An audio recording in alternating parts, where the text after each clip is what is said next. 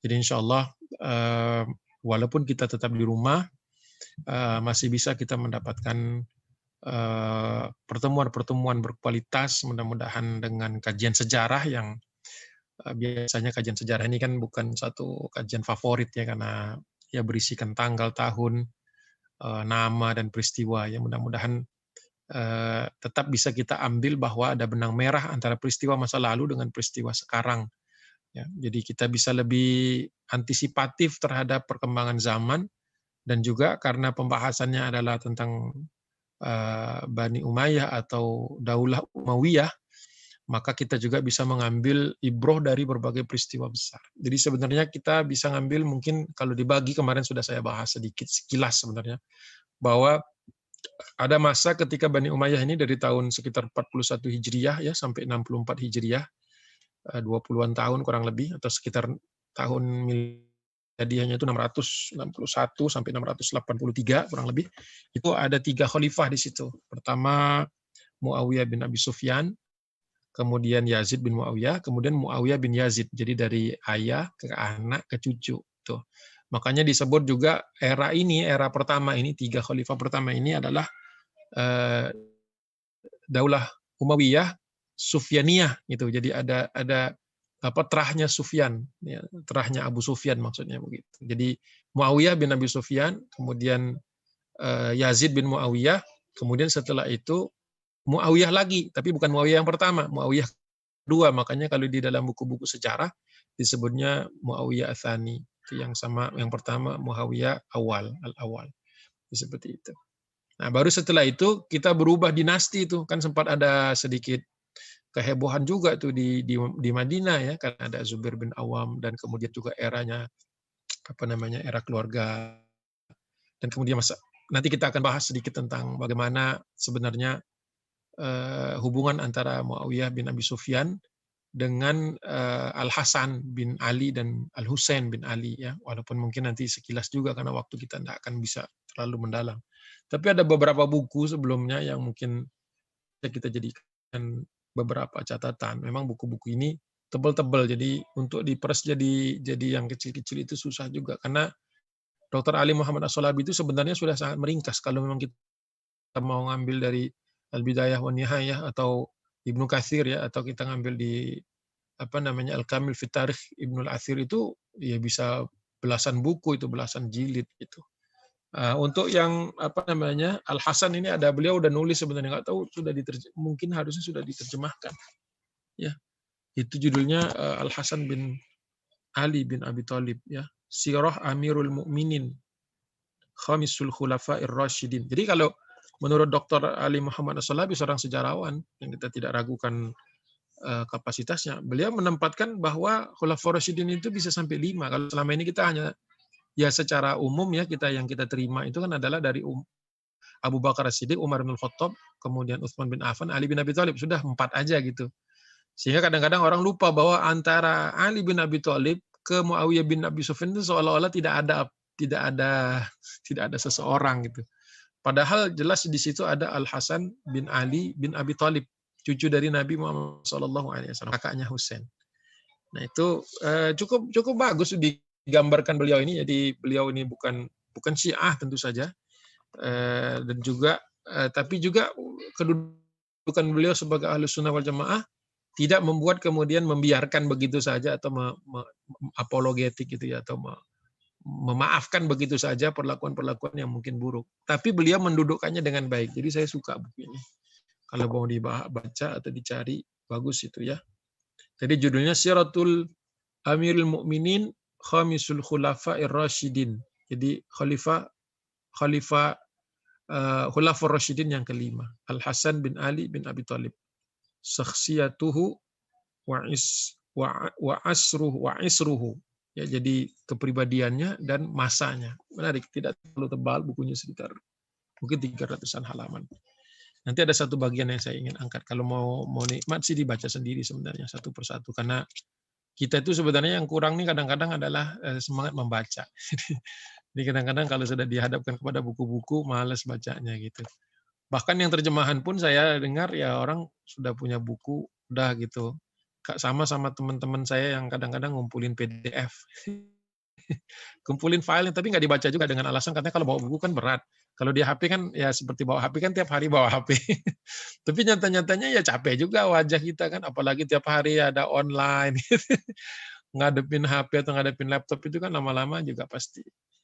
Ini kalau mau bisnis nih bisnisnya segera bisnis apa namanya optik.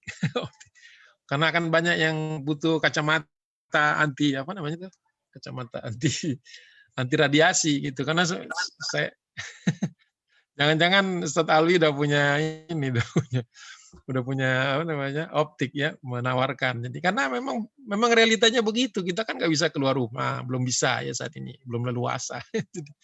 Nah udah baca, Anda tuh harus baca buku juga, baca juga ngeliatin video-video. Tapi ala kulli hal mudah-mudahan ini sedikit ya secuil usaha kita ya, yang mudah-mudahan nanti bisa meringankan hisab gitu. Biar hisab kita nggak berat-berat banget ya Allah gitu ya, dengan segala macam kekurangan kita ini. Paling tidak kehadiran kita menyimak kajian atau mengisi kajian itu juga bagian dari mujahadah. Mudah-mudahan ada sedikit tadhiyah lah, secuil gitu dibandingkan sahabat yang kita bahas ini, tentu nggak ada apa-apa. Itu mungkin pembukaan saya. Ya, jadi transisi. Jadi ini saya ingin mengangkat awareness ya, kesadaran kita bahwa ada transisi dari Khulafaur Rasyidin ke Daulah Umayyah. Kalau aslinya yang istilah yang benar itu Daulah Umayyah, bukan Daulah Umayyah. Ya, jadi Daulah Umayyah itu melewati masa pendek ya, orang-orang ada yang mengatakan hanya beberapa saat lah, ada yang mengatakan beberapa bulan gitu, beberapa pekan. Itu dari Al Hasan bin Ali bin Abi Thalib radhiyallahu anhuma kepada Muawiyah bin Abi Sufyan. Nah, ini menarik ini. Sangat menarik ini. Jadi Watifillah rahimakumullah, para pemirsa iDream apa namanya radio dan televisi, bahwa memang mungkin kita dianggap sebagai mungkin dahulu ada penyederhanaan seolah-olah jangan membahas tentang ini karena khawatir nanti akan mengangkat luka-luka lama. Tapi kalau diangkat oleh orang spesialis seperti Dr. Ali Muhammad As-Solabi, kita tidak tergiring kepada membenci secara berlebihan, tapi juga tidak tergiring kepada membela secara buta, gitu kan? Kalau membenci secara berlebihan ini nanti bisa jadi Khawarij, bisa jadi Syiah dan sebagainya. Ini realita gitu, karena banyak orang yang nggak baca sejarah, nggak peduli sejarah, sekalinya ada yang ngasih tahu cerita sejarah dia jadi ekstrim gitu tindakannya. Makanya perlu garis tengah gitu ya, supaya kita memahaminya dari berbagai sisi dan menggunakan hadis-hadis yang memang Allah Subhanahu wa taala sudah sebagaimana yang dilakukan oleh para sejarawan, sehingga kita bisa lebih tenang lah dalam ini. Baik, nah di sini dikatakan sebagai berikut nih, saya tuliskan di sini saja. Ini Dr. Ali Muhammad As-Solabi, Darul Ma'rifah, tapi saya nggak ulang-ulang nih, cuma awalnya aja supaya saya ingat juga. Nih cetakan Darul Ma'rifah nih di mananya? Beirut 2013 ya. Saya dapat buku yang baru. Halaman 286. Dengan judulnya Sulhun Al-Hasan bin Ali ma'a Muawiyah radhiyallahu anhuma. Jadi dua-duanya ini adalah pernah bertemu dengan Nabi sallallahu alaihi wasallam.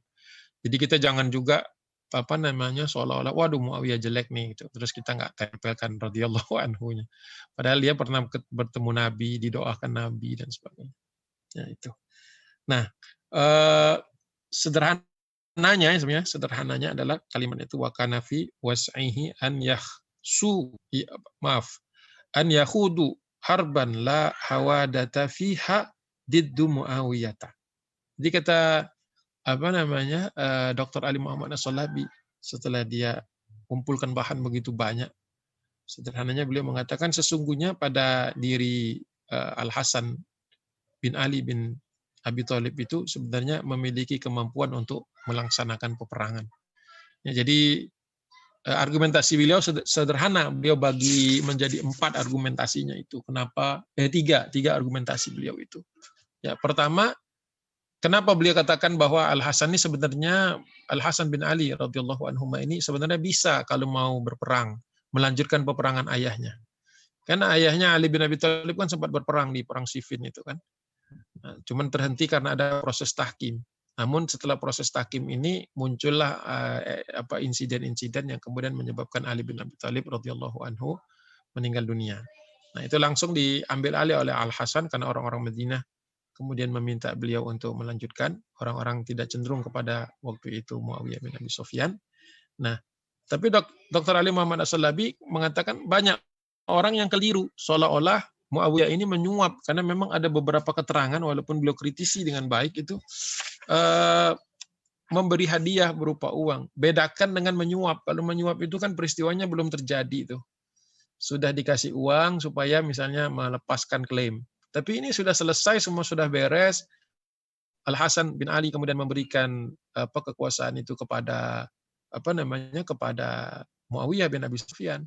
Sebenarnya kalau setelah itu Muawiyah kalau dia tidak mau ada urusan lagi dengan Al-Hasan ya sudah tinggalkan saja. Tapi buktinya beliau menghormatinya. Makanya di beberapa bab di belakang itu digambarkan bahwa Muawiyah memberikan hadiah-hadiah kepada anak-anak para sahabat. Jadi ada upaya serius dari Muawiyah untuk melakukan proses islah. Jadi kita kadang-kadang terbawa emosi karena menganggap dan hanya membaca sejarah-sejarah apalagi yang ditulis oleh orang-orang Barat. Orang Barat senang banget nih ngotak-atik ini seolah-olah ini dendam kesumat nih antara Banu Umayyah atau kita kenal dengan nama aslinya itu Abdus Syams dengan Banu Hashim, seolah-olah dibuat ini seolah-olah dendam kesumat tidak habis-habis, dan seolah-olah semua orang yang membela Ali pasti Syiah, semua orang yang membela Umayyah adalah Ahlussunnah wal Jamaah. Ini dikotomi yang keliru, ya. Makanya kita perlu hati-hati di sini. Nah, argumentasi dari Dr. Ali Muhammad As-Salabi adalah bahwa pertama, kalau Muawiyah itu kenapa Muawiyah harus melobi, meminta atau melakukan diskusi secara intensif dengan Al-Hasan bin Ali, ya. Kalau seandainya Al-Hasan bin Ali nggak punya kekuatan, tapi tentulah Muawiyah ini kan orang yang cerdas gitu. Dia jadi gubernur itu 20 tahun loh. Banyak orang yang tidak ngeh gitu kalau beliau menjadi gubernur itu bukan pada masa Utsman bin Affan, walaupun masih keluarganya. Makanya banyak juga tuduhan yang keliru dan memasukkan dengan serampangan masukkan bukti. Ada di buku di salah satu buku yang tendensius dia katakan bukti kroni-kroninya Utsman adalah Muawiyah bin Abi Sufyan jadi gubernur di Syam, makanya akhirnya begini. Nah, macam-macam lah klaim-klaim seperti itu. Padahal kalau kita teliti sejarah, sebenarnya Muawiyah bin Abi Sufyan ini sudah dipercaya oleh Umar bin Khattab. Dari sejak zaman Umar sudah diangkat sebagai gubernur untuk mengurusi Syam yang memang bukan suatu provinsi yang sederhana. Gitu. Jadi Umar bin Khattab sudah menilainya, makanya banyak orang yang melakukan tuduhan secara keji seolah-olah baru diangkat di zamannya Utsman bin Affan sehingga menimbulkan ekses dan kemudian salah satunya menimbulkan kerusuhan dan kemudian perdatangan orang-orang untuk memprotes kepada Amirul Mukminin Utsman bin Affan di Madinah dan menyebabkan wafatnya beliau, ya, syahidnya beliau. Jadi seperti itu. Itu yang pertama. Yang pertama adalah menurut Dr. Ali Muhammad As-Salabi tidak mungkin ini terjadi begitu saja. Seolah-olah disuap gitu, seolah-olah dikasih uang dan selesai. Karena Al-Hasan bin Ali bin Abi Thalib ini adalah profil seorang pemuda yang zuhud. Gitu. Keluarga Rasulullah itu seluruhnya zuhud. Jadi bukan hanya Ali bin Abi Thalib. Ini bukan keluarga kaleng-kaleng, bukan keluarga yang hidupnya hedonis gitu. Ini bukan keluarga yang kekurangan duit. Mereka sudah terbiasa. Ali bin Abi Thalib dan radhiyallahu anhu dan Fatimah Az-Zahra, ya, binti Muhammad sallallahu alaihi wasallam itu juga terbiasa hidup sederhana mereka. Jadi aneh kalau kemudian tiba-tiba anaknya tiba-tiba menjadi orang yang dengan gampangnya disuap gitu. Ya. Ini bahaya ketika argumentasi itu diangkat. Beberapa orang bahkan bertanya gitu secara jabri, ya. Kok cucunya Nabi mau disuap? Saya bilang dapat dari mana ini? Keterangan-keterangan ini kok sepertinya yakin sekali gitu, ya, seolah-olah yakin sekali. Masya Allah. Ya. Bahkan tahapannya kalau memang serius itu kalau dibaca itu tahapannya sampai tahapan untuk rujuk, ya, untuk rujuk antara Al Hasan dan Muawiyah bin Abi Sufyan itu sampai kepada 7 tahapan. 7 tahapan. Kalau cuma mau disuap ngapain lama-lama gitu. Kenapa harus panjang dan lebar gitu kan? Berarti itu satu. Jadi memang diajak berunding oleh Muawiyah karena memang punya kekuatan di belakangnya. Orang yang ada di belakang Al-Hasan itu banyak. Ya, disebutkan di situ panglima-panglimanya. Itu yang pertama. Yang kedua, Muawiyah bin Abi Sufyan ini seorang gubernur yang sudah lama. Dia punya jaringan informan. Apalagi di kota Madinah juga ada orang-orangnya Muawiyah. Pasti dia sudah tahu kalau misalnya sudah bisa memantau bagaimana Al-Hasan punya kekuatan seperti apa. Itu tidak. Jadi seharusnya tidak perlu ada rundingan kalau memang Al-Hasan itu tidak punya apa-apa, tidak punya kekuatan, tidak punya dukungan. Gitu. Dan yang ketiga, Muawiyah bin Abi Sufyan juga tahu kan bahwa ini Al-Hasan kemudian juga basisnya juga ke Kufah, itu juga mengetahui bahwa orang-orang Irak juga sedikit banyak sebenarnya lebih pro kepada beliau. Gitu. Jadi tinggal Syam saja dan Mesir. Mesir pun sebenarnya sudah mulai goyang. Begitu. Jadi perlu kita sadari ya, bahwa untuk sampai kepada tahapan berdamai itu nggak gampang. Dan saya nggak mungkin masuk damai 7 tahapan itu kalau mau dibaca ya dibaca sendiri aja. Saya sudah kasih tahu bukunya, dibaca sendiri. Sederhananya begitu. Ya. Nah, tapi sebaliknya beliau lebih memilih perdamaian. Ya, kalau di sini diingatkan apa namanya, illa annal Hasan ibn Ali mala ila salmi wasulhi li hukmi dima. Jadi itu penjelasannya atau penjabarannya dengan baik dengan bahasa yang seorang sejarawan, bahwa Al-Hasan bin Ali bin Abi Thalib itu memilih untuk as-silmi atau ya itu perdamaian atau wasulh. Sulh itu perdamaian juga sama. Ya. Agar apa? Supaya menjaga darah, ya. Menjaga darah. Lihukni dima, supaya darah kaum muslimin yang berharga itu tidak tumpah. Ya, karena peperangannya kan sudah banyak tuh, ada perang Jamal, ada perang Siffin, ya beberapa kali, sebelum lagi yang fitnah yang menimpa apa namanya Khalifah Utsman bin Affan. Jadi menurut Al-Hasan mau diterusin sebenarnya bisa, tetapi beliau memilih untuk berdamai. Ini juga perhatian pelajaran buat kita. Kadang-kadang kita nafsu banget ya, karena kita merasa punya kekuatan, punya faksi, punya orang yang mendukung, akhirnya memaksakan kehendak. Kalau nggak diterima, akhirnya marah atau ya mengajak konflik atau bahkan mungkin memecah persatuan yang selama ini sudah ada, keluar dari organisasi, membuat organisasi yang baru. Nanti apa yang kalau misalnya di organisasi yang baru ada yang tidak sepakat lagi, keluar lagi. Akhirnya ya seperti itulah makin banyak faksi-faksi di tubuh umat ini. Gitu. Jadi jangan sampai seperti itu. Nah, apa yang dilakukan oleh beliau ini perlu kita contoh ya, perlu kita contoh bahwa terkadang kita melepaskan suatu klaim agar tidak terjadi pertumpahan darah itu lebih mulia, ya, lebih mulia, ya, daripada orang-orang yang mungkin menginginkan. Ya kadang-kadang, wah saya merasa terzalimi maka saya harus membalas. Itu kadang-kadang juga kita masih temukan argumen itu. Ya. Dan beliau lebih memilih wa tauhidul ummah, lebih memilih untuk mempersatukan umat. Ya. Kemudian wa raghbatu fi ma indallahi wa zuhdihi fi mulki. Jadi memilih untuk mendapatkan atau memperoleh apa yang yang Allah sediakan atau apa yang ada di sisi Allah. Sekaligus juga memilih untuk zuhud kepada kekuasaan. Kalau kita kadang-kadang berbicara tentang az-zuhd ini hanya terbatas kepada zuhud terhadap kekayaan, padahal juga sementara ini kita tuh lebih urgent mungkin saat ini adalah orang zuhud kepada kekuasaan.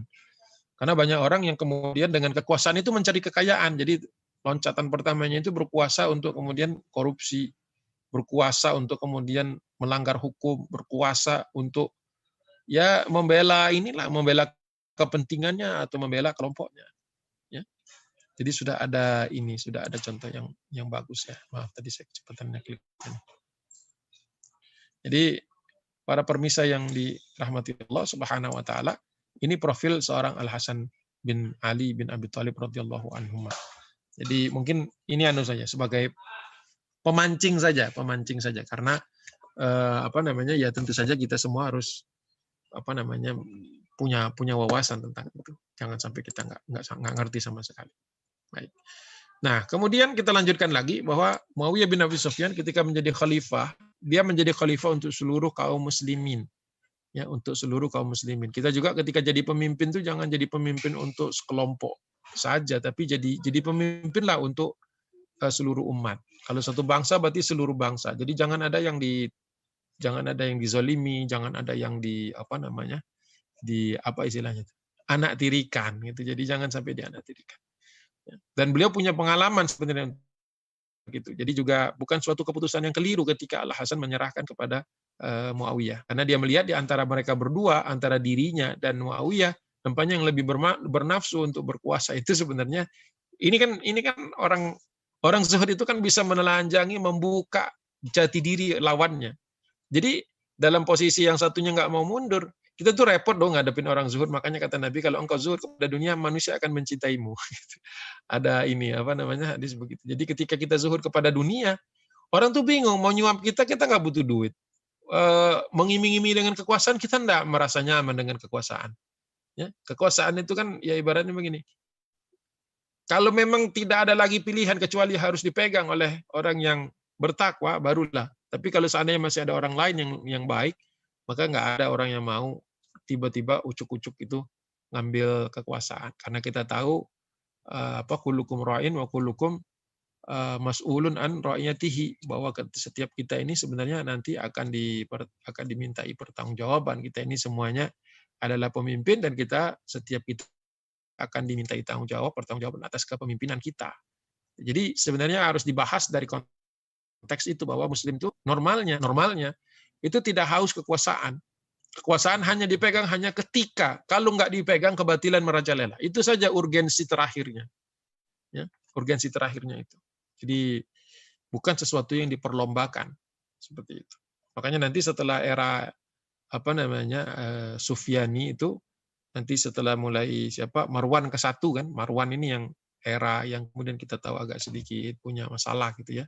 Kemudian ada Abdul Malik, setelah itu kan masih ada berapa lagi itu, 2, 3, 4, 5, 6, 7, 8, 9, 10, 11 khalifah setelah Muawiyah bin Yazid bin Abi Sufyan.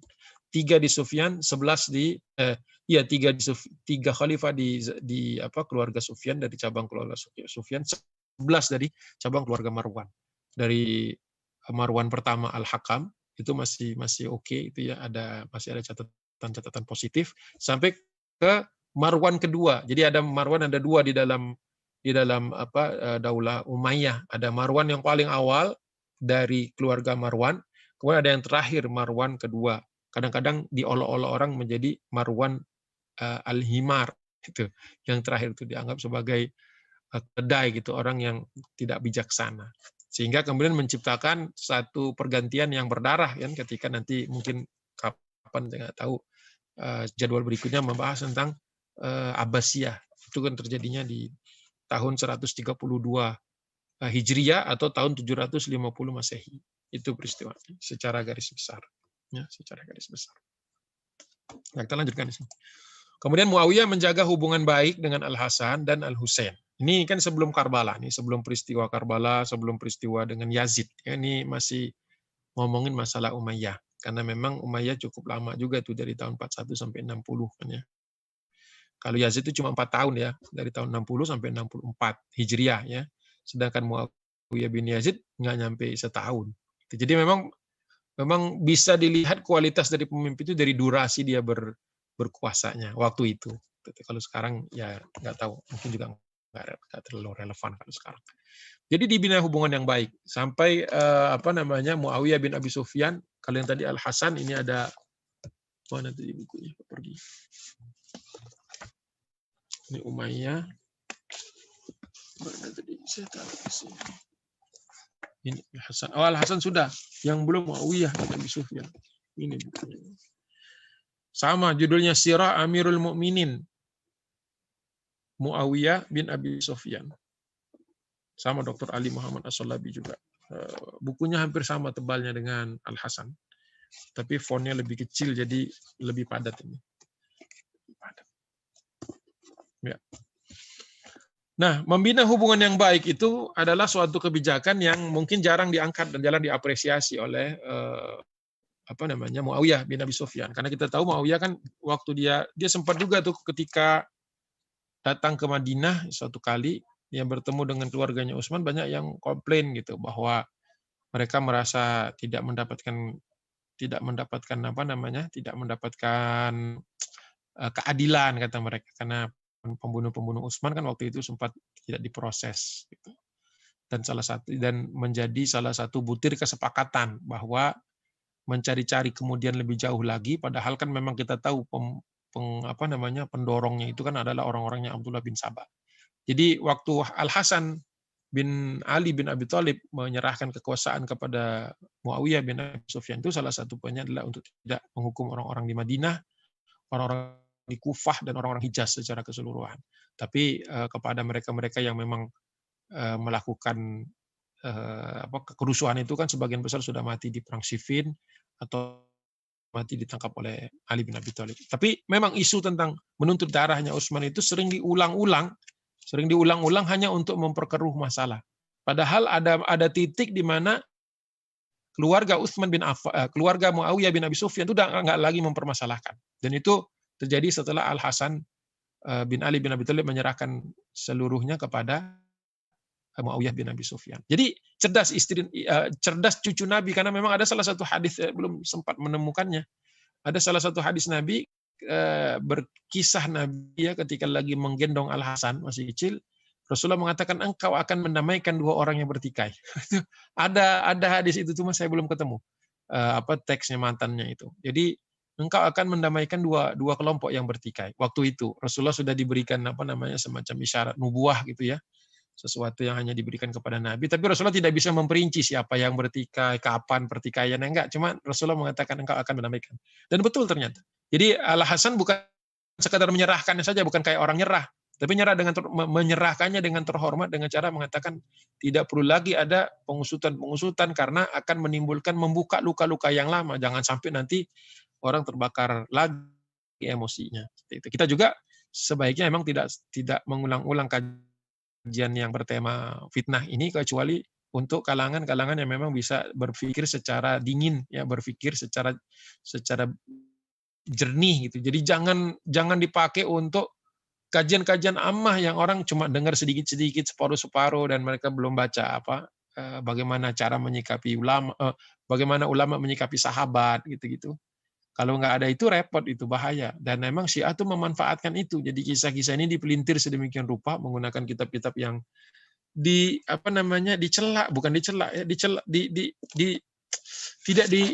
tidak direkomendasikan oleh para ahli hukum, ahli hadis ya. Banyak kitab-kitab itu disebutkan di awal-awal tuh, kalau nggak salah di Al-Hasan itu ada beberapa hadis yang ada beberapa kitab gitu ya, yang mana 3 aja saya udah kebingungan gimana lebih dari itu. Agung. Jadi ada beberapa kitab yang sempat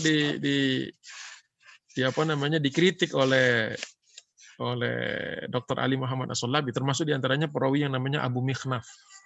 Saya ingatnya itu tuh, Abu Mikhnaf. Jadi ada yang menyebutnya Abu Mukhnif, tapi yang lebih sering dipakai itu Abu Mikhnaf. Itu kisah tentang jeleknya, jadi diposisikan secara buruk itu Al-Hasan. Ya Allah, tadi saya sudah kisahin ya. Ya sudahlah, intinya hati-hati lah. Intinya hati-hati ketika membaca babak sejarah ini gitu ya. Jangan mencomot-comot saja. Baik, kita kembali. Yang kemudian dijalin kembali silaturahim itu kepada Abdullah bin Zubair, karena Zubair bin Awam kan sempat juga punya konflik itu nantinya. Kemudian Abdullah bin Abbas juga didekati sedemikian rupa. Memang ini merupakan salah satu di antara orang-orang yang memang waktu itu menjadi panutan. Waktu itu banyak orang bertanya kepada Ibnu Abbas sebagai seorang ulama muda ya. Ulama usianya masih muda ya. Sampai Muawiyah itu sempat memuji gitu ya, bahwa dia tidak pernah melihat ada orang yang kalau dikasih soal itu lebih gampang, lebih cepat menjawabnya. Jadi saking cerdasnya itu Abdullah bin Abbas itu adalah orang yang kais ya, yang cerdas gitu, cepat gitu, langsung ngambil kesimpulan-kesimpulan. Makanya kemudian oleh Muawiyah bin Abi Sufyan ya, orang-orang seperti ini tetap dimuliakan tentu saja ya. Mungkin juga bagian dari usaha untuk agar tidak terjadi perpecahan lagi, atau memang betul-betul ini adalah salah satu yang memang disyaratkan oleh Al-Hasan. Jadi Al-Hasan ini kayak kakak bagi anak-anak yang sezaman dengan beliau. Jadi pertama dia cucu Nabi dan dimuliakan ya, dan juga beliau ini adalah orang yang kuat, cepat gitu melihat peluang-peluang strategis.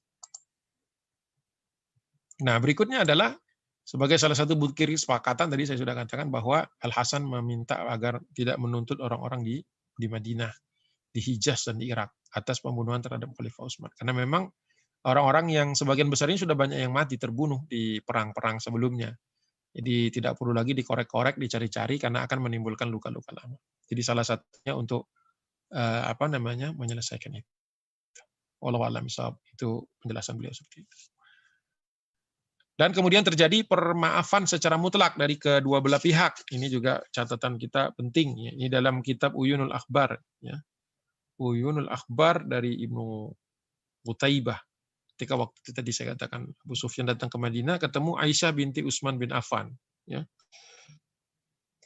Jadi ketemu anak dari Utsman bin Affan yang waktu itu masih emosi lah, masih ingat itu bagaimana ayahnya terbunuh. Ya wajarlah kita juga kalau ayah kita terbunuh dengan cara-cara seperti itu pastinya susah ya, nggak gampang gitu untuk meninggalkannya sama sekali. Ya. Dan dia waktu Utsman bin Muawiyah bin Abi Sufyan waktu itu mendatangi Madinah, dia sempat mengeluh maksudnya curhat lah kalau bahasa kita sekarang curhat. Kok begini, kok nggak ada tindak lanjut sebagai berikutnya gitu ya. Ada episode tersebut. Kemudian dia menjawab dengan kira-kira kalau diterjemahkan itu, kami sebenarnya masih mau, jadi gini, perdamaian itu lebih penting buat kami. Sebenarnya kami masih ingin mengusut, tapi kita sudah bersepakat untuk damai. Mereka juga sebenarnya masih punya ganjalan dengan kita, tapi mereka juga sudah sepakat untuk damai. Sudah, karena dua pihak sudah sepakat untuk damai, dan untuk maslahat yang lebih luas. Ya, maslahat lebih luas yaitu tidak adanya peperangan lagi. Karena kalau peperangan lagi, pertama menumpahkan darah secara batil, dan kemudian nanti juga tidak akan ada yang bisa mengusut tuntas lagi, gitu, maka disudahi. Jadi kira-kira seperti itu. Saya lagi nyari-nyari lagi tadi posisinya di mana. Ini dia nih. Yang perlu dihati-hati ini ya, perlu dihati-hati ketika kasus, karena ada yang menuduh Muawiyah itu meracuni Hasan bin Ali, ada juga yang menuduh seperti itu. Nah, kalau oleh beliau dijabarkan gitu ya, dijabarkan bahwa seperti Ibnul Arabi mengatakan Muawiyah tidak mungkin menyuruh meracuni Al-Hasan, karena pertama Muawiyah itu sebenarnya nggak merasa terganggu, tidak ada yang mengganggu gitu. Al-Hasan tidak pernah sedikit pun merongrong setelah dia meletakkan haknya dia dan kemudian dia memberikan kepada Muawiyah, dia tidak pernah menimbulkan kasus-kasus. Jadi kalau Muawiyah membunuhnya atau secara terang-terangan mengusiknya, maka itu sama saja menyalahi kesepakatan dan kemudian menyebabkan konflik yang lebih panjang lagi. Seperti itu. Dan menurut Ibnul Arabi ini nggak masuk di akal karena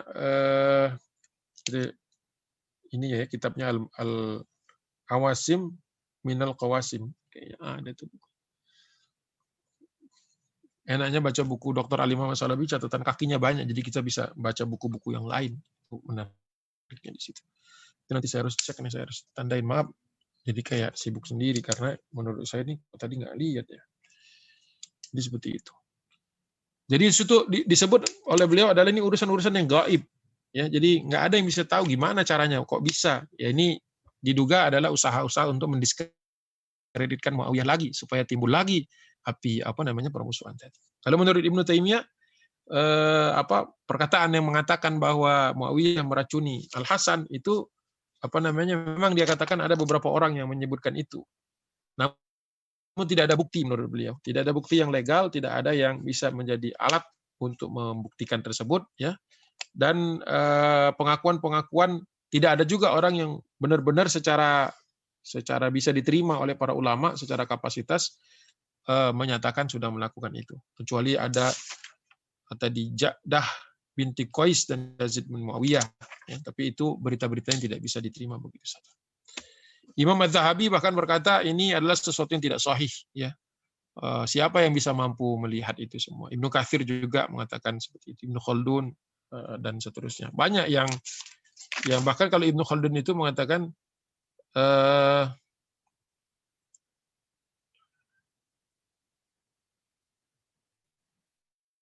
yang mengatakan bahwa Al Hasan itu diracun oleh istrinya sendiri, ya orang yang masih dekat dengan ini apa namanya kekuasaannya Muawiyah, itu merupakan salah satu hadis Syiah.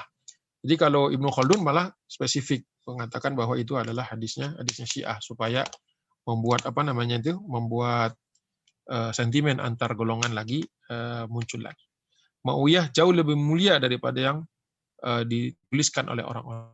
Jadi jangan juga sih buru-buru, kalau menurut saya jangan terlalu buru-buru mengambil suatu sikap, karena itu akan membuat kita tidak akan selesai-selesai dengan urusan ini. Jadi mudah-mudahan pembahasan tentang era Daulah Umayyah ini mengingatkan kepada kita bahwa pentingnya umat Islam itu bersatu. Kalau bersatunya itu dengan cara seadil-adilnya akan berat. Betul-betul sampai seadil-adilnya semua orang dihukum itu akan berat. Karena apa? Karena dalam kondisi yang rumit dan kompleks waktu itu, prioritasnya itu bukan mengusut sampai tuntas, tetapi memastikan tidak ada lagi. Kan kalau kita bicara dua kemudorotan, maka kita ambil mudarat yang paling kecil. Ketika kita apa namanya punya peluang untuk mencegah atau melaksanakan kebenaran, kan menuntut apa namanya menuntut yang bertindak itu kan adalah suatu kemaslahatan. Tetapi kalau dengan menuntut itu menimbulkan ada dengan mudahnya musuh atau orang-orang Syiah ini mengobarkan lagi perlawanan atau kebencian, itu semua mudarat. Maka ketika kita dihadapkan kepada dua pilihan, ya, yang satu adalah mengejar maslahat, yang satunya lagi menahan mudarat, maka prioritas utamanya adalah menahan mudarat itu. Itu kan mengejar tadi. Makanya kalau kita pakai perasaan-perasaan saja, nanti seperti Aisyah binti Utsman bin Affan tadi, dia merasa pokoknya ini anak ayah saya pokoknya. Jadi belum puas dengan bersatunya umat. Padahal Utsman bin Affan sengaja tidak keluar dari rumahnya atau tetap berdiam di rumahnya, ya, waktu itu di samping juga karena dia dikepung rumahnya adalah agar tidak terjadi pertumpahan darah. Karena waktu itu kalau yang masih ingat dengan kajian Khulafaur Rasyidin sebenarnya, itu Ali bin Abi Thalib, Az-Zubair bin Awam, Thalha bin Ubaidillah itu semua enggak ada Thalha Ali bin Abi Thalib dan Az-Zubair bin Awam itu sebenarnya sudah menyiagakan pasukan, menawarkan kepada Utsman bin Affan untuk melawan pasukan pemberontak ini atau orang-orang yang rusuh ini yang datang dari Kufah, dari Basra, dari Fustat, dari Mesir. Tetapi waktu itu tidak diambil. Itu ada di Al-Bidayah wa Nihayah. Itu Utsman dan itu ditawarkan itu berkali-kali. Tapi ditolak berkali-kali juga oleh Utsman. Karena Utsman tidak mau tercatat, kata dia sederhananya itu, saya tidak mau tercatat sebagai Amirul Mukminin yang menumpahkan darah kaum muslimin. Jadi ketika Utsman bin Affan meninggal dunia, itu dalam suasana Utsman bin Affan tidak mau yang menumpahkan darah. Walaupun memang ada konsekuensi dia yang dibunuh. Kalau dia yang dibunuh, maka itu di luar kemampuan beliau untuk memprediksinya. Apalagi waktu hari terakhir itu, Utsman bin Affan sempat bermimpi ketemu Nabi SAW. Dan Rasulullah secara spesifik mengatakan di dalam mimpi tersebut bahwa engkau akan, waktu itu kan harinya hari Kamis, ya, ada yang mengatakan hari Senin, engkau akan berbuka puasa bersama kami. Jadi memang Utsman bin Affan lagi puasa sunnah, dan kemudian kata Nabi, engkau akan berpuasa bersama kami. Jadi Utsman bin Affan udah seneng gitu. Jadi waktu ditanya, gimana nih kita mau jaga rumah, nggak boleh, ya, tapi pintu sih ditutup. Waktu itu Hasan dan Husain sudah dikirim oleh Ali bin Abi Thalib untuk jaga, tapi disuruh pulang dan seterusnya. Jadi pengawalan nggak di. Jadi penjelasannya adalah memang beliau sendiri memang sudah pasrah kepada ketentuan Allah yang tidak mungkin dirubah, dan dia sudah lebih di dalam benaknya lebih rindu ketemu dengan Nabi daripada terus-menerus di dalam pusaran ini, karena memang keluarganya juga kan banyak tuh yang palsuin cap dan sebagainya, itu nanti orangnya muncul lagi kan di dalam sejarah seperti itu. Jadi rahmatullah, para saudara pemirsa iDream yang dirahmati Allah Subhanahu wa taala, itu yang perlu kita ketahui yang perlu kita sadari ya dalam sejarah ini. Terkadang kita memang harus ingat juga kaidah usul fikih gitu kan, bahwa apa namanya, menghindari mudarat itu adalah lebih utama daripada mengejar manfaat ketika nggak ada pilihan lain kecuali dua itu. Baik, kita lanjutkan di sini. Bismillah. Nah, Muawiyah juga, nah ini kan kalau tadi sudah tuh yang kontroversi sudah, gitu ya, yang kontroversinya hampir semuanya lah sudah. Kalau kita ubek-ubek di situ emang nggak bisa habis, emang banyak itu cabang-cabangnya. Nah, tapi yang perlu kita tahu juga beliau punya banyak kontribusi terhadap keumatan lah, terhadap peradaban. Termasuk diantaranya beliau itu mendirikan apa namanya, apa istilahnya ini, diwan. Kalau diwan itu di zaman Umar. Ini udah lebih spesifik lagi, ya, bicara tentang apa penjagaan pintu. Jadi secara keamanan, karena Muawiyah ini kan mungkin juga beliau traumatis terhadap peristiwa pembunuhan atau percobaan pembunuhan. Kan beliau juga termasuk salah satu yang ditarget oleh Khawarij kan.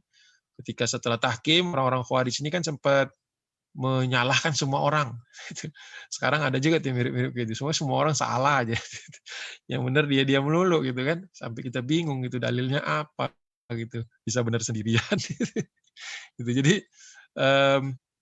intinya semua salah. Jadi waktu itu pergerakannya itu kalau kita masih ingat bahwa Ali bin Abi Thalib dianggap salah karena apa namanya, memberhentikan suatu proses yang sebenarnya sudah menjadi ketetapan Allah. Kenapa harus berhukum dengan hukum-hukum yang diada-adakan gitu, menurutnya gitu.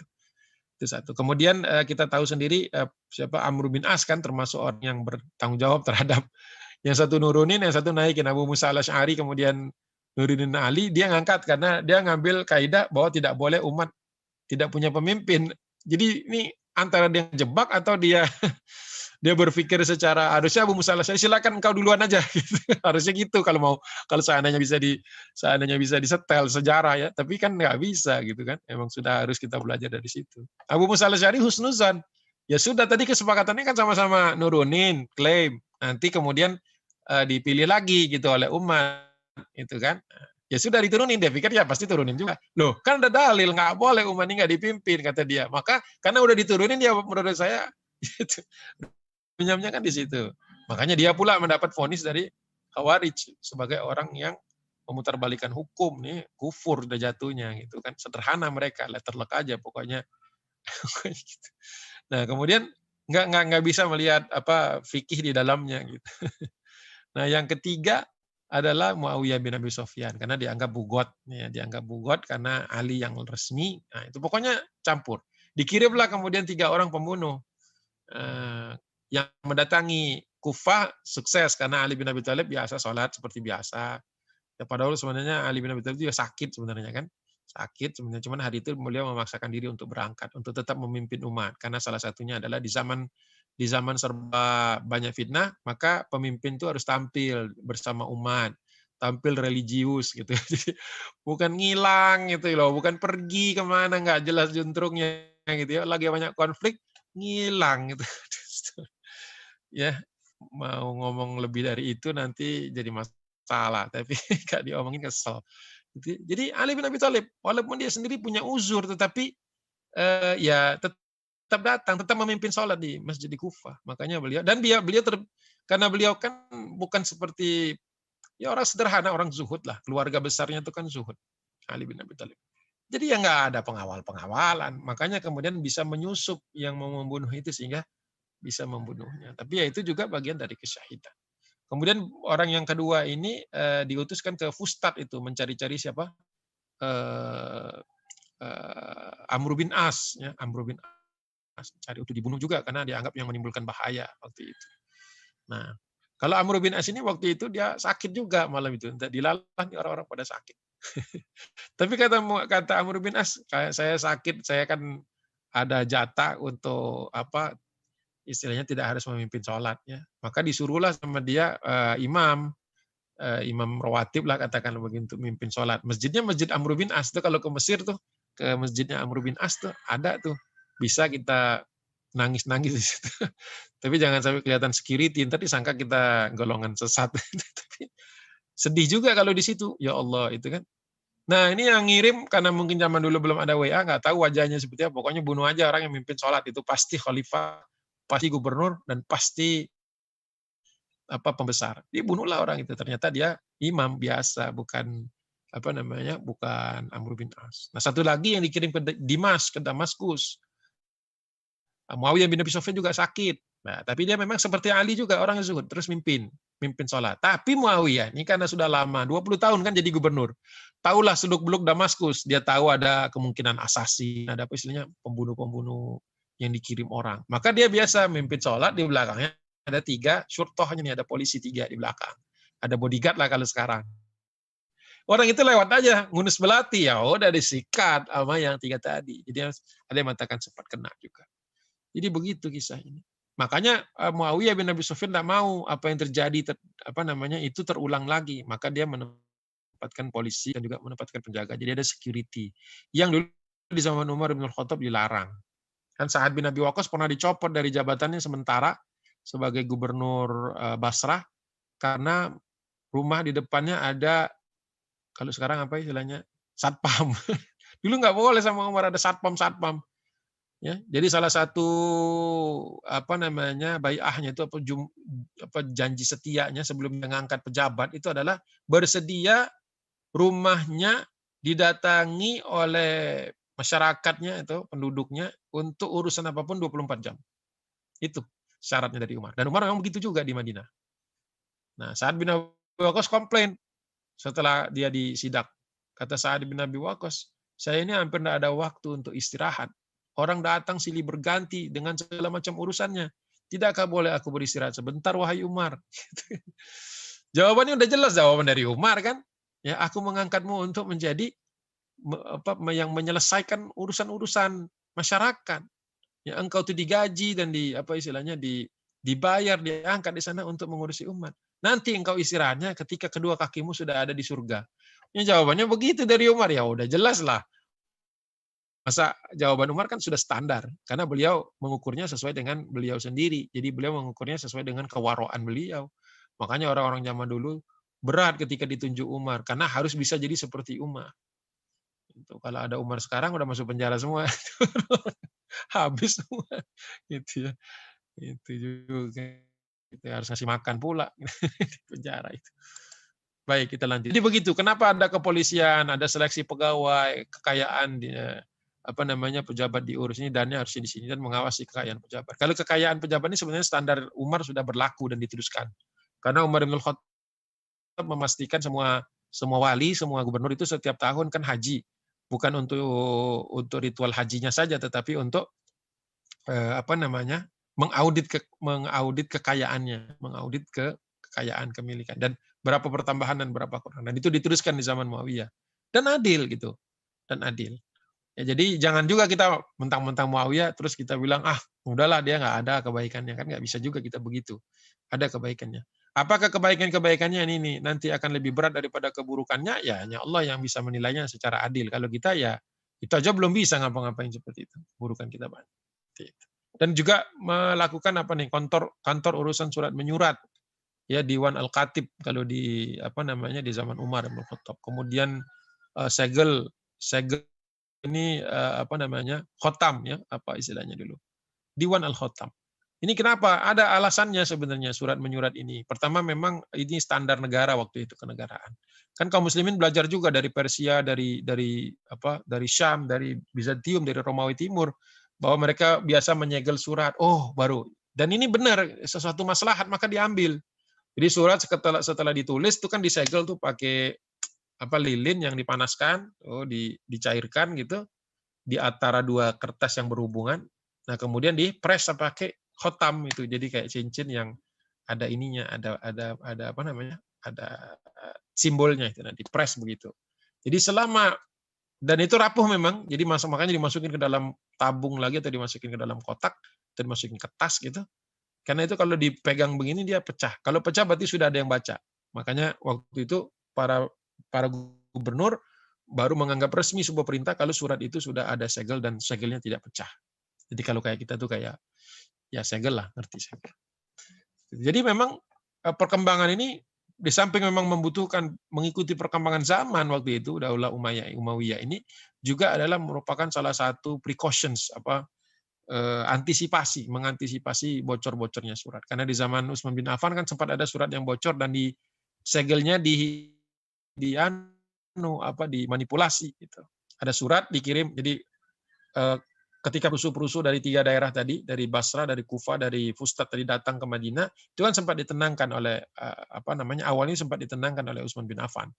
Dan beliau kemudian menyampaikan hadis-hadis yang berkaitan dengan pujian-pujian Nabi kepada dirinya. Itu sempat beliau menyesal, kenapa saya ceritain sesuatu yang berkaitan dengan memuji diri. Tapi waktu itu beliau sampaikan betul-betul dalam konteks agar mereka itu jangan mudah percaya kepada hasutan orang. Pertama yang diangkat oleh Utsman bin Affan itu tentang sumur. Bahwa Nabi mengatakan setelah sumur itu diwakafkan, maka Utsman ini selamat dari api neraka jahanam. Kemudian tentang lahan tanah itu, dan satunya lagi tentang unta-unta. Banyak itu kisah-kisah yang seperti itu. Nah, ketika mereka pulang, ternyata di tengah jalan mereka bisa mengintersep gitu ya, menahan ada orang yang mencurigakan, dan di dalam surat itu ada segel surat. Mereka pecah, mereka baca, ternyata surat itu ceritanya dari Utsman bin Affan untuk gubernur-gubernur di daerah itu, yang intinya agar ketika rombongan ini pulang, hendaklah mereka itu dihukum. Ya, dihukum. Nah, kemudian mereka merasa dihianati. Mereka balik lagi, kata Utsman bin Affan, saya demi Allah saya tidak pernah nulis itu. Dan dicari-cari mana khotammu, makanya dicari-cari sama beliau. Khotamnya lagi nggak dipakai, nggak dibawa, segel itu. Ternyata dititipin di rumah. Dicari ke rumah, nggak ada juga. Tapi setelah seorang datang, ya, kemudian akhirnya khotam itu ditemukan. Jadi khotamnya itu sempat hilang, dan itu diduga dipakai untuk buat surat-surat palsu. Jadi kenapa itu jadi sesuatu yang penting menurut Bani Umayyah, karena mereka tidak mau lagi mengulangi kesalahan di mana surat itu dipalsu, diforge, ya, dipalsukan. Kemudian Muawiyah bin Abi Sufyan juga berjasa membuka. Habis ya? 5 menit lagi, Sat, ya. Boleh, Sat. Oh iya, maaf. Baik, jadi membuka barat dan timur, ya, wilayah barat dan wilayah timur. Jadi Muawiyah bin Abi Sufyan ini punya jasa-jasa, jangan kita pikir begitu saja. Pertama misalnya contoh Uqbah bin Nafi. Uqbah bin Nafi ini adalah salah seorang panglima perang yang membuka wilayah wilayah Barq itu Libya. Saya punya peta. Mana peta ini dia? Uqbah bin Nafi itu termasuk orang yang berjasa nih. Jadi ada nggak kelihatan ya. Nih, jadi peta pergerakan kaum muslimin dari Mesir sampai ke Libya, ya. Kemudian di Libya ke Tunisia, kalau dulu disebutnya Afriqiya, kemudian ke Maghrib al-Wusta, ini Aljazair, kemudian Maghrib al-Aqsa, ini disebut dengan Maroko kalau sekarang. Terus nanti tapi bukan di zaman Muawiyah, baru nyebrang ke Andalusia. Gitu. Jadi kaum muslimin bisa sampai ke Andalusia ya karena diantaranya adalah misi-misi yang dikirim oleh Muawiyah bin Abi Sufyan ke arah barat. Ya. Uqbah bin Nafi, siapa lagi namanya tadi di sini lengkap. Ada Uqbah bin Nafi, kemudian ada Amr bin As sendiri pernah sampai ke Barqa. Kemudian Abdullah bin Sa'ad bin Abi Sarh juga dikenal. Itu ya. Banyak pemimpin-pemimpinnya satu persatu kita mau bahas. Kemudian Abu Muhajir juga Futuhat Kartago. Jadi sempat kita tahu Bizantium itu kan kehilangan Syam tuh ya. Kemudian dia kehilangan Mesir. Mereka mundur ke Tunisia karena Tunisia itu sebenarnya selatnya dekat. Dari Tunisia mereka bisa ke Eropa dengan cepat gitu ya. Bisa ke Malta ke Sisilia terus udah bisa ke Italia atau bisa langsung ke Yunani. Jadi strategis di situ. Makanya kemudian dikirimkan pasukan-pasukan terbaik untuk memfutuhkan Tunisia. Kemudian Uqbah bin Nafi untuk kedua kalinya karena sempat dikena fitnah juga di sini. Kemudian dia muncul lagi dan sampai ke Maghrib al-Aqsa. Beliau termasuk tercatat, betul nggak? Takutnya saya keliru datanya. Kalau nggak salah yang sampai pertama kali ke Samudra Atlantik Uqbah bin Nafi. Benar. Jadi ada 2 misi itu. Ada 2 misi ya. Ada 2 ekspedisi beliau. Dia sempat diinterogasi, dicek dan sebagainya. Baru setelah itu beliau sampai ke Maroko sekarang dan belok sampai mengetahui bahwa di seberang Selat Jabal Tariq, tapi waktu itu belum disebut Selat Jabal Tariq, dulu disebutnya Selat Hercules untuk antara Maroko dengan semenanjung Iberia yang nanti jadi Andalus. Nah, itu sampai ke sana. Jadi sedikit banyak peradaban Andalusia itu juga merupakan salah satu yang penjembatannya itu adalah Muawiyah bin Abi Sufyan.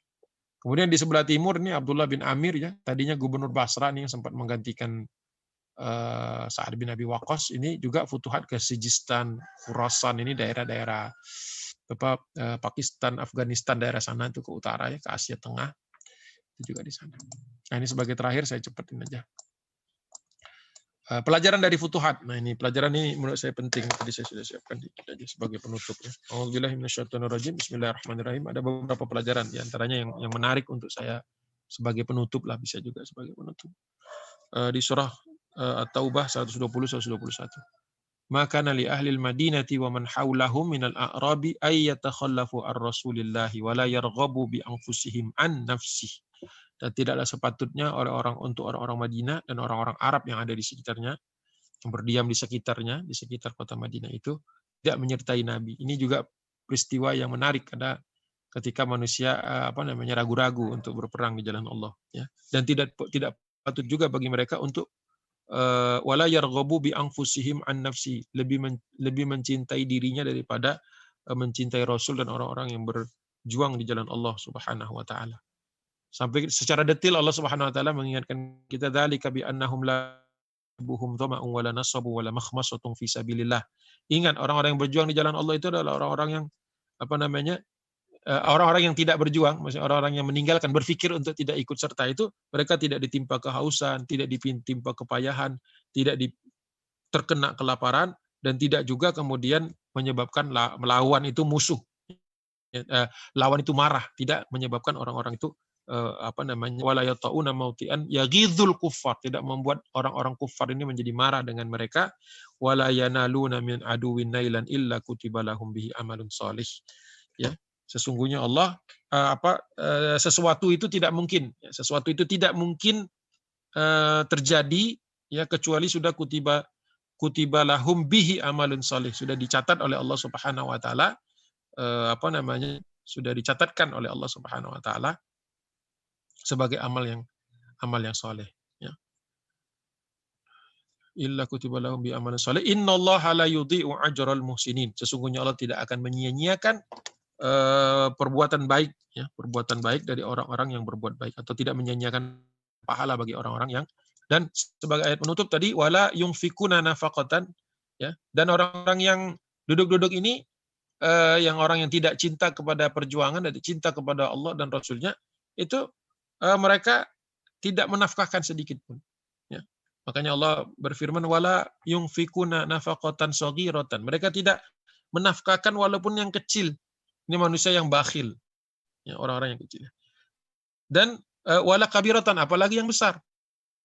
Ya, wala kabiratan, wala yaqta'una wadiyan illa kutiba lahum. Dan mereka tidak melintasi lembah-lembah. Ya, proses panjang menuju ujung-ujung dunia. Ya, tempat-tempat yang jauh, nah, kecuali kalau mereka melakukannya mereka mau melakukannya itu wala yaqta'una wadiyan illa kutiba lahum liyajziyahumullahu ahsana ma kanu ya'malun.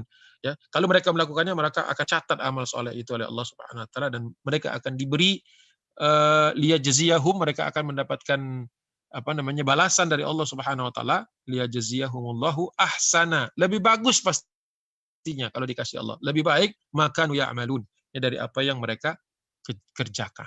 Jadi menarik kalau ayat itu kemudian dipakai oleh Dr. Ali Muhammad As-Salabi di dalam kitab sirah kehidupan perjalanan dari siapa tadi, Muawiyah bin Abi Sufyan, ya, menunjukkan bahwa kaum muslimin bukan tipikal orang-orang yang maunya duduk-duduk saja. Nah, selebihnya sebenarnya banyak lagi, tapi cukuplah itu saja. Mudah-mudahan menguatkan kita, menjadikan kita berimbang ketika melihat suatu keadaan dari kisah dari Banu Umayyah, sekaligus juga kita bisa melihat bahwa jangan-jangan kita sekarang ini termasuk orang-orang yang kalau hidup di zaman dahulu itu termasuk orang-orang yang enggan melakukan pengorbanan di jalan Allah. Jadi sedikit banyak Muawiyah bin Abi Sufyan adalah orang yang punya jasa, ya, mudah-mudahan jasa tersebut lebih besar daripada mudarat yang pernah beliau timbulkan, ya. Mudah-mudahan seperti itu. Kita juga berharap kita juga dihisab Allah dengan hisaban yang ringan, supaya tidak menjadikan kita terlaknat ya. Wallahu a'lam bishawab. Al-haqqu min rabbik fala takunanna minal mumtarin. Baik, jazakumullah khair kepada Ustadz Agung Waspodo yang sudah memberikan materi tentang kajian sirah tentang Bani Umayyah ya, bagian yang kedua. Karena waktu yang sedikit terbatas, Ustadz ya, mungkin kita persilakan apabila ada sahabat Edim yang bertanya, bisa menuliskan di live chat kita atau mengirim ke WhatsApp di 0822 988 1044. Saya mulai dengan dua buah pertanyaan mungkin, Ustadz ya. Semoga cukup sampai jam 2:30 begitu, karena mungkin di daerah Kebumen sudah masuk asar, Ustadz. Apakah sebagai seorang awam, yang pertama, Ustadz, kita cukup dengan sebuah paradigma bahwa masing-masing dari para sahabat itu punya kekurangan dan punya kelebihan, lalu kemudian kita serahkan itu saja dan kita mengambil titik tengahnya. Itu yang pertama. Yang kedua, apakah di zaman Bani Umayyah ini juga muncul pembahasan-pembahasan selain pembahasan politis, seperti pembahasan politik ya, seperti pembahasan tentang konteks keilmuan, baik itu dalam konteks keilmuan yang Islami, ada kodifikasi hadis di zaman Utsman bin Affan, lalu apakah ada zaman yang pembahasan-pembahasan yang sama juga di zaman Umayyah, atau bahkan yang konteks ilmu pengetahuan sains modern, mungkin mulai tinggi nanti muncul di Abbasiyah memang ya, tapi apakah dimulai di zaman Umayyah ini? Dua itu mungkin, Ustaz, sebagai awalan, Ustaz. Jazakumullah khair, Ustaz. Wa'alaikum. Ya, kalau untuk orang awam ya memang husnuzon ya, husnuzon yang paling bagus itu adalah bahwa setiap sahabat itu punya kelebihan yang kita tidak akan mungkin mampu untuk sampai kepada derajat mereka, agak sulit bagi kita untuk sampai ke derajat kebaikan mereka, sehingga kita tidak merasa ujub bisa menghakimi mereka. Kadang-kadang saya melihat itu orang begitu gampang yang menyebut misalnya Utsman bin Affan nih, tanpa sedikit pun khawatir bahwa beliau ini radhiyallahu anhu, bahwa beliau ini sudah mendapatkan jaminan surga beberapa kali dari lisan Nabi Muhammad SAW.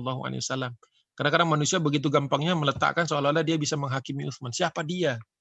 Siapa dia bisa menghakimi Utsman bin Affan? Gitu kan? Contohnya seperti itu, sederhananya gitu kan. Oh, dia kan kroni dan sebagainya, macam-macam itu.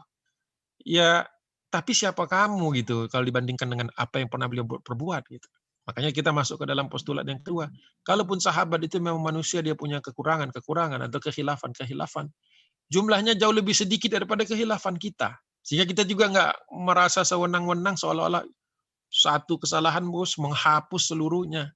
Nggak bisa begitu juga. Kita juga kalau pakai timbangan yang sama seperti itu, kita tuh nggak ada apa-apanya. Amal soleh sedikit, sedangkan masalah banyak gitu kan. Tiba-tiba orang yang seperti ini seolah-olah punya otoritas untuk menimbang-nimbang. Makanya sebaiknya kita mendengar para ulama, membaca catatan para ulama. Itu lebih tenang karena para ulama ini kan ada orang-orang yang warok, orang-orang yang sangat khawatir sekali, menjaga sekali bagaimana sikap mereka. Jadi memang bagusnya seperti itu. Dan juga hati-hati juga dalam membaca buku, karena kadang-kadang buku-buku tertentu juga bablas gitu ya, hanya karena rasionalitas gitu. Kadang-kadang gitu ya. Jadi seolah-olah mereka menjadi hakim bagi para sahabat yang radhiyallahu anhu. Sahabat secara keseluruhan radhiyallahu anhum, mereka itu sudah diridhoi Allah Subhanahu wa taala. Kita di sini hanya mengambil ibrah saja kok, tidak dalam rangka mengatakan si anu jelek itu. Enggak ada kita hak otoritas untuk melakukan itu. Itu yang mungkin agak susah diterima kalau orientalis. Karena kalau menurut mereka ya ceritain aja apa adanya gitu. Nah, itu untuk kita enggak bisa begitu. Karena kita ketika mengamati kehidupan para sahabat ini, kita sedang mengamati orang-orang yang kebaikannya terdengar sampai ke langit. Ini kan yang nggak punya. Orang-orang orientalis kan cuma punya data dan cuma punya ilmu. Itu pun ilmunya ya sebatas ilmu historis, bukan kita bicara sanad dan matan dan seterusnya. Hanya bisa, ya mungkin ada sebagian, tetapi hanya seperti itu sebatas. Mereka tidak percaya bahwa ada kehidupan setelah kematian, bahwa nanti akan ada. Tidak semuanya percaya kepada itu. Dan kalaupun percaya, tidak dalam konteks kehidupan setelah kematiannya kaum muslimin kan. Seperti Rasulullah pernah bersabda itu kan, al-kayyisu man dana nafsahu amila lima ba'dal maut. Orang yang cerdas di antara umatku adalah yang bisa menahan dirinya, emosinya atau hawa nafsunya, wa amila lima ba'dal maut, dan beramal untuk kehidupan setelah kematian. Itu hadis itu susah dijelasinnya.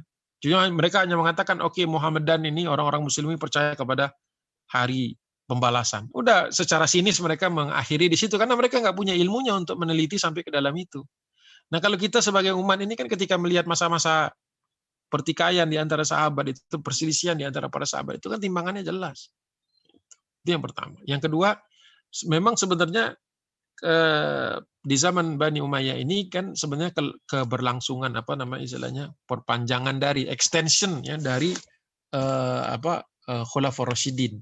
Jadi memang pencatatan-pencatatan itu memang terutama hadis-hadis itu kan nanti baru muncul misalnya saya lihat di sini. Misalnya Imam Bukhari ya, atau kita mulai dari yang ini aja dulu, dari yang dari Imam Mazhab aja dulu ya. Itu Imam Abu Hanifah itu 767 ini saya pakai Masehi. Kemudian Imam Malik 715, Imam Syafi'i 820, Imam Ahmad bin Hambal 855. Semuanya setelah di Banu Abbasiyah. Banu Abbasiyah itu 750, kata kuncinya gampang sebenarnya, 750. Tahun 750 atau 132 Hijriah. Jadi memang masih masa formatur ini, masa formatur di mana orang masih banyak yang menghafal Quran, orang yang masih banyak menghafal hadis. Nah, baru kemudian ada kodifikasi dan kemudian merapikan kembali catatan-catatan ini memang di zamannya Umayyah, Banu Abbasiyah. Jadi belum banyak kita bisa bicara. Walaupun inovasi tentu saja sudah ada. Ya, sudah ada yang terkait dengan adaptasi terhadap sistem kepemerintahan atau juga misalnya penelitian-penelitian tentang ilmu dan sains dan teknologi. Tapi memang baru betul-betul mendapatkan support yang maksimal itu adalah ketika di zamannya Harun ar-Rasyid di Baghdad ketika beliau membangun itu ada fasilitas yang namanya Baitul Hikmah. Itu baru kemudian ilmu pengetahuan itu terakumulasi di situ. Lalu di zaman Bani Umayyah berapa tahun tadi? 132 kurang 41 ya. 90-an berapa ya? Sekitar 90-an tahun itu memang sebagian besar masih futuhat. Jadi belum sampai kemudian membangun. Kalaupun sudah membangun kota, misalnya di Kairouan, kota-kota di luar yang sudah dibangun oleh Umar bin Khattab, ya sebatas itu. Belum sampai kemudian membangun infrastruktur secara global itu di zaman Abbasiyah nantinya. Baik, Ustaz. Jazakallah khair, Ustaz, atas jawabannya. Ini mungkin kalau misalnya ada pertanyaan lagi, nanti kita akan save, Ustaz, ya, untuk pertemuan-pertemuan berikutnya. Baik. Karena waktu juga yang cukup terbatas, kita mungkin cukupkan di sesi ini, mungkin, ya. Barangkali ada closing statement dari Ustaz Agung Waspodo berkaitan dengan tema hari ini. Closing statement saya, izinkan saya tuh mengutip tadi sebenarnya yang mau saya sampaikan yang dari hadis dari Abu Sa'id Al-Khudri radhiyallahu anhu. Qala Rasulullah SAW, qala rajulun ayyun nasi afdalu ya Rasulullah. Siapakah manusia yang paling utama ya Rasulullah? Qala mu'minun yujahidu binafsihi. Seorang mukmin yang berjihad dengan dirinya. Wa malihi, dan dengan hartanya, ya, fisabilillah. Jadi ketika ditanya siapa manusia yang paling baik itu di matamu ya Rasulullah, Rasulullah mengatakan mukminun yujahidu binafsihi wa malihi fisabilillah. Jadi kalau kita bahas tentang Bani Umayyah ini jangan lupa bahwa mereka sudah berjuang di jalan Allah, ya, lepas dengan segala macam kekurangannya secara politis, mereka sudah berinfak fisabilillah, mereka bahkan ada yang meninggal dunia, Uqbah bin Nafi meninggal syahid dan sebagainya. Dan mereka sudah memberikan yang terbaik yang mereka miliki, yaitu jiwa mereka dan harta mereka. Nah, terus kita gimana? Itu kan. Terus jangan sampai kita sombong menilai mereka dengan segala macam analisis yang canggih-canggih, padahal kita sendiri belum pernah berjuang di jalan Allah, belum pernah memberikan yang terbaik di jalan Allah. Jadi, itu mungkin menurut saya supaya kita nggak bablas menilai sejarah gitu ya. Menilai sejarah, apalagi sejarah para sahabat Nabi, tabi'in dan tabi'un tabi'in. Itu mungkin entah itu closing statement atau peringatan lah buat diri saya sendiri. Allahu a'lam. Baik, Masya Allah. Tadhkirah yang luar biasa ya pada pertemuan sesi kali ini dari Ustaz Agung Waspodo. Saya sendiri banyak catat, Ustaz, ya, tentang konteks Fun. perjalanan sejarah, ibroh-ibroh yang ada di dalamnya dan seterusnya. Semoga kita semuanya bisa mengambil pelajaran-pelajaran yang baik ya, sahabat DM sekalian, dari sesi tema kali ini berkaitan dengan Bani Umayyah bagian yang kedua ini. Insya Allah kita akan lanjutkan lagi kajian-kajian sirah berikutnya dengan Ustaz Agung Waspodo ya Ustaz ya. Semoga masih berkenan Insya Allah. mengisi di Insya Allah. iDream Radio Ngaji From Home tentang kajian sirah berikutnya Amin. insya Allah. Baik, mungkin kita Insya Allah. cukupkan pertemuan pada siang hari ini waktu Indonesia Barat dengan sama-sama mengucapkan hamdalah dan doa penutup majelis. Alhamdulillahirabbil alamin. Alhamdulillah. Subhanakallahumma wa bihamdika asyhadu an la ilaha illa anta astaghfiruka wa atubu ilaik. Sekali lagi terima kasih Ustaz Agung Waspodo, jazakumullah khair. Semoga Allah berikan kesehatan selalu Ustaz ya. Juga buat Antum sahabat juga, alim insya sekalian Allah. dimanapun berada, terima kasih banyak. Saya Farudin Alwi beserta kru yang bertugas mohon pamit dari ruang dengar Anda. Mohon maaf apabila ada salah dan kata dalam proses kajian pada siang hari ini. Kita bertemu lagi di kajian-kajian berikutnya. Terima kasih. Assalamualaikum warahmatullahi wabarakatuh.